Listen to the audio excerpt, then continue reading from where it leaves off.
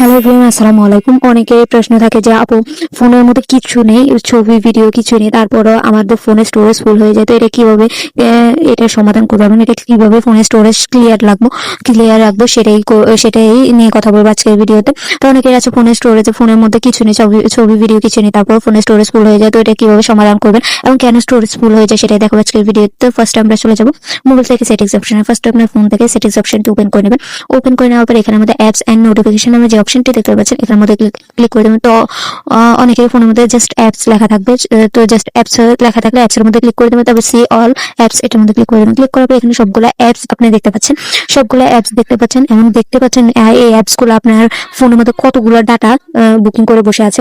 তো যখন আপনার ফোনের মধ্যে অ্যাপস গুলো রানিং থাকে তখন কিন্তু অনেকগুলা ডাটা বুকিং করে, আর এইগুলা যখন রীতিমতো চলতে থাকে চলতে চলতে একসময় দেখা গেছে এই অ্যাপস গুলা আপনার ফোনের মধ্যে কিন্তু অনেকগুলা ডাটা বুকিং করে।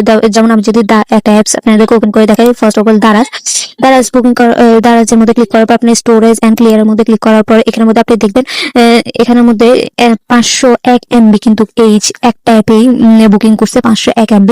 তো এভাবে আপনি দেখতে পাচ্ছেন এভাবে অনেকগুলা সবগুলো অ্যাপসে কিন্তু আপনার এখানে ডাটা বুকিং করে বসে থাকে। আপনি দেখতে পাচ্ছেন ইউটিউব, টিকটক সবগুলো যতগুলো অ্যাপস আপনি ফোনের মধ্যে চালাবেন, তো ওগুলো কিভাবে ক্লিয়ার করবেন আমি একটি ক্লিয়ার করে দেখিয়ে দিচ্ছি। আপনারা ঠিক এইভাবে প্রত্যেকদিন, না পারলেও 2-3 দিন পরে এভাবে ক্লিয়ার করার চেষ্টা করবেন, তাহলে কিন্তু আপনার ফোনের স্টোরেজ ফুল হবে না।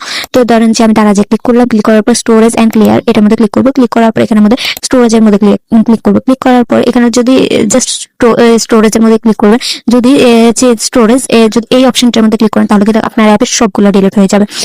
ক্লিয়ার স্টোরেজ এটার মধ্যে যদি ক্লিক করেন তাহলে কিন্তু আপনার ফোনের মধ্যে যতগুলো অ্যাপস আছে সবগুলো ডিলিট হয়ে যাবে।